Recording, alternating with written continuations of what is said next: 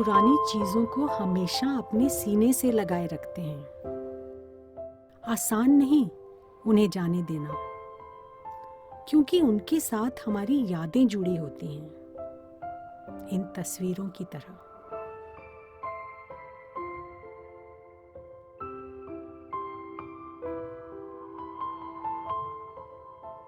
प्रदीप अपनी सरकारी नौकरी से रिटायर हो रहे थे और मैं भी शायद।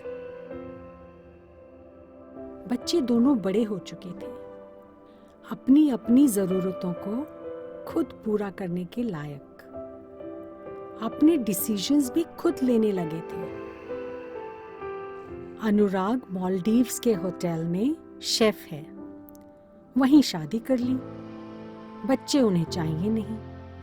दे बिलीव बच्चे उनकी प्रोग्रेस में रुकावट बनेंगे। अपनी जगह वो भी सही है शायद।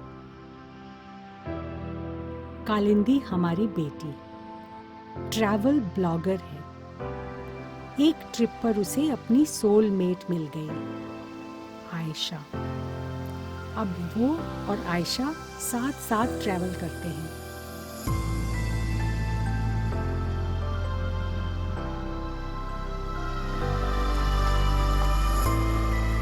बच्चों की फर्स्ट इनिंग्स चल रही थी और हमारी तीसरी और फाइनल। बड़े घर की लग्जरी को हम अफोर्ड नहीं कर सकते थे। प्रदीप के एक कोलीग ने सजेस्ट किया कि उनकी तरह हम डाउन साइज कर दें, मिनिमलिस्ट लिविंग। मिनिमलिज्म यानी जिन चीजों को हमने बसाने में पूरी उम्र लगा दी, उन चीजों से मुक्ति। तिनका तिनका जोड़कर जिस घरौंदे को महल बनाया था, अब उसी महल का तिनका तिनका तोड़कर फिर घरौंदा बनाना था।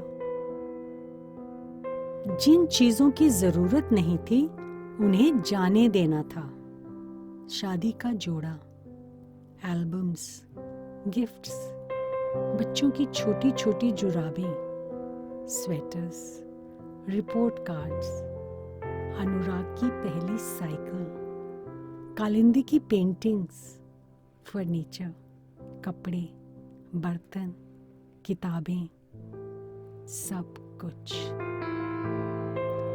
और ये खत, ये वो खत हैं जो प्रदीप ने मुझे अपनी पोस्टिंग से लिखे थे और मैंने प्रदीप को। महीनों तक जब मैं उसका इंतजार करती, ये खत ही थे जो मुझे कभी उसकी सलामती का विश्वास दिलाते, उसके ना होने की कमी को पूरा करते और उसके वापस लौटने की खुशी का अंदेशा देते।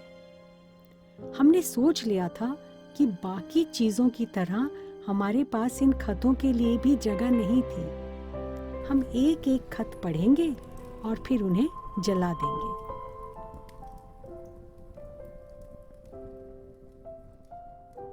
डियर सुलोचना, काश तुम भी मेरे साथ यहाँ होती। ये जगह बहुत सुंदर है।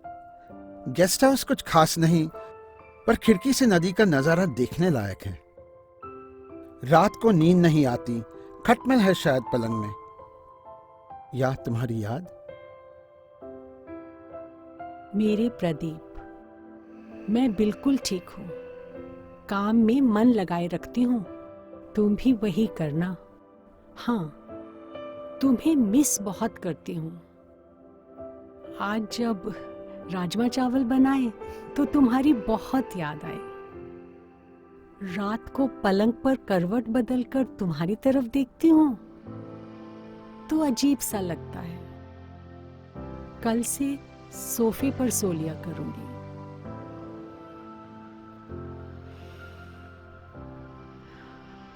डियर सुलोचना, आज जब वॉलेट में रखी तुम्हारी तस्वीर को देखकर अमजद ने कहा, माशाल्लाह, बहुत खूबसूरत है आपकी बीवी, तो मैंने कहा, तस्वीरें तो झूठ भी बोल सकती हैं।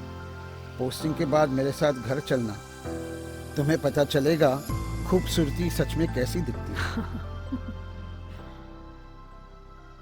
मेरे प्रदीप, तुम्हारे जाने के बाद ये घर मुझे पता नहीं क्यों और भी बड़ा लगता है।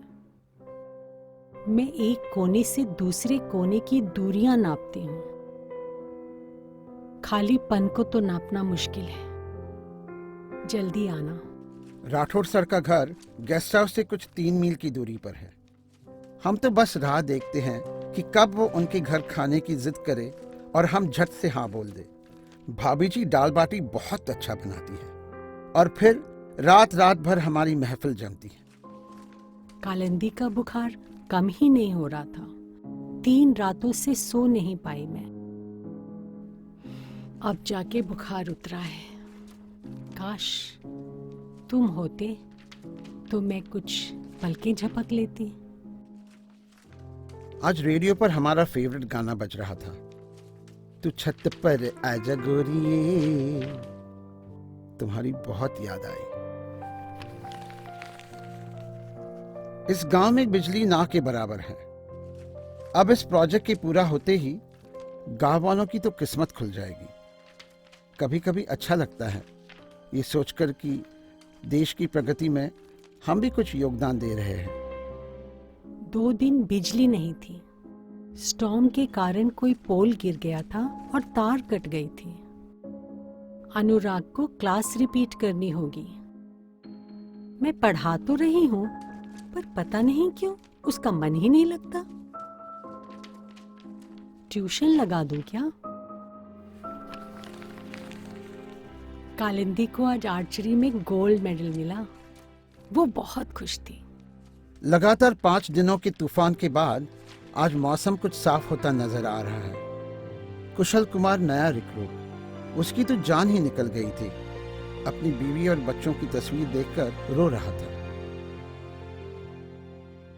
आज अनुराग ने छोले बनाए, पूरियां भी तली। कालिंदी की गुरशैनी वाली ट्रिप बहुत अच्छी थी। पता नहीं इस लड़की को पहाड़ों में क्या अच्छा लगता है। मुझे तो सब एक जैसे लगते हैं। मैं बिल्कुल ठीक हूँ। रेडियो अखबार वगैरह पर बढ़ा चढ़ाकर बताते हैं। Don't believe everything that you here and read. क्या हुआ प्रदीप? रुक क्यों गए? कुछ नहीं। क्या? सुलोचना, ये लेटर जब मैंने तुम्हें लिखा था, सच कहूं तो we were in a very bad state. Dam की दीवार पूरी तरह से तैयार नहीं थी। बाढ़ के पानी ने गांव के साथ साथ हमारे क्वार्टर्स में भी तबाही मचा दी। आज राठौड़ सर की वजह से हम जिंदा है, वरना। 1 मिनट, मतलब तुमने खत में एक झूठ लिखा था? झूठ नहीं, हाँ, पर सच भी नहीं था। डैम बनकर जब तैयार होने वाला था, प्रदीप, मैं तुमसे एक एक बात बताती रही। कालिंदी की, अनुराग की, घर की, मेरी। मैंने तुमसे कोई बात नहीं छुपाई। यहाँ तक कि मम्मी जी का वास जो मुझसे टूट गया था, वो भी। Sulochana, what's the matter? I understand तुम गुस्सा हो सकती हो, पर थोड़ा ओवर रिएक्ट नहीं कर रही इतनी पुरानी बात को लेकर? बात कितनी पुरानी है, that is not what matters. मुझे पता नहीं थी इतने साल, that is the matter. Kalindi को थाइस पर फोड़ा हो गया था। अनुराग ने किसी का टिफिन चुरा लिया था। कालिंदी को सिगरेट पीते हुए पकड़ा था मैंने। अनुराग की गर्लफ्रेंड्स, कढ़ी में नमक डालना भूल गई थी मैंने तो तुमसे कोई बात नहीं छुपाई। सुलोचना, ये सब कोई बड़ी बात नहीं। मैं वहां जिंदगी और मौत के बीच झूल रहा था। पता नहीं था मैं तुम सबको देख पाऊंगा कि नहीं। बड़ी बात नहीं थी। एक एक दिन, प्रदीप, उन दिनों का एक एक मिनट, जिंदगी सी लंबी वो रातें तुम्हारे बिना, बड़ी बात नहीं थी। जब भी पोस्टिंग से वापस आते तुम, हमसे ज्यादा वक्त अपने दोस्तों को दावत देने में गुजार देते। मैं दावत की तैयारी करती और तुम्हारे साथ खड़ी होकर स्माइल करती। बड़ी बात नहीं थी। अनुराग से प्यूबर्टी की बातें करना, कालिंदी की सेक्सुअल प्रेफरेंस को समझना, मेरे मीनोपॉजल इश्यूज को अकेले ही हैंडल करना बड़ी बात नहीं थी। मैंने पहले ही कहा था this was a stupid idea. हम खतों को बिना पढ़े ही जला सकते थे, रद्दी में फेंक सकते थे।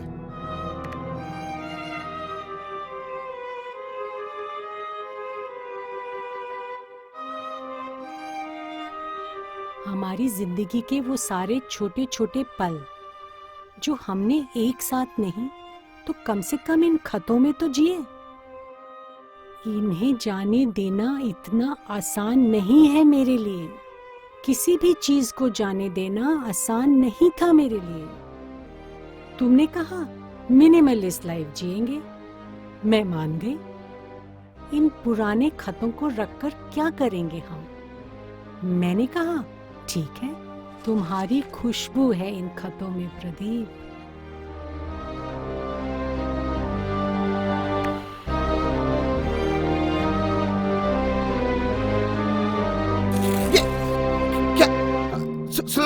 Stop it!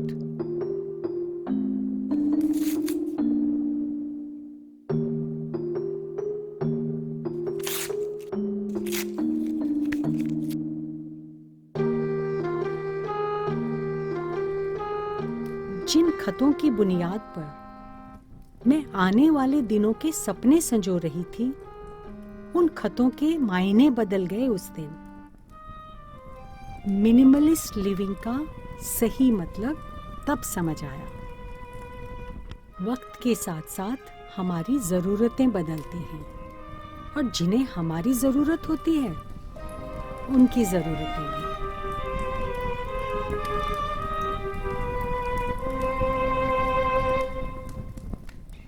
पहली इनिंग्स मैंने माँ बाबा के कहने पे बिता दी। मेरी ज़रूरत तो किसी ने पूछी ही नहीं। दूसरी इनिंग्स बच्चों और प्रदीप को खुश रखने में। मेरी ज़रूरतों का तो मुझे कभी एहसास ही नहीं हुआ। तीसरी और आखिरी इनिंग्स मैं अपने लिए जीना चाहती थी।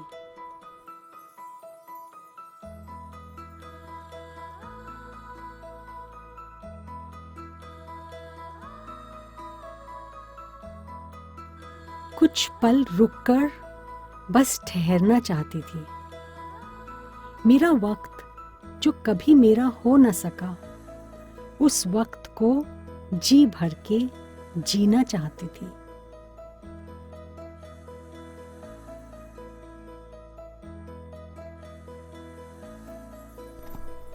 तो वो सब कर रही हूं जो हमेशा से करना चाहती थी।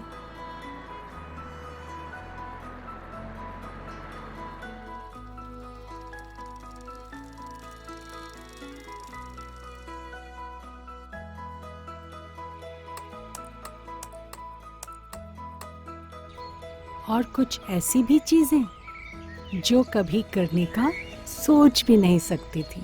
शादी का जोड़ा, एल्बम्स, गिफ्ट्स, बच्चों की छोटी छोटी जुराबें, स्वेटर्स, रिपोर्ट कार्ड्स, अनुराग की पहली साइकिल, कालिंदी की पेंटिंग्स, फर्नीचर, कपड़े, बर्तन, किताबें, इन सब चीज़ों से मुक्ति पा ली।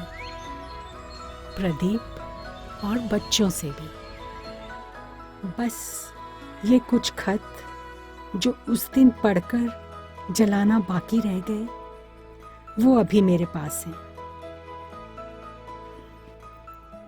प्रदीप वाले नहीं, मेरे वाले। कभी कभी पढ़ लेती हूँ मेरे हिस्से का सच।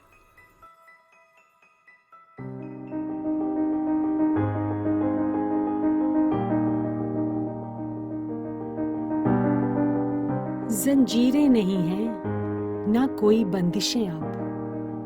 मैं आजाद हूँ अपनी कैद से।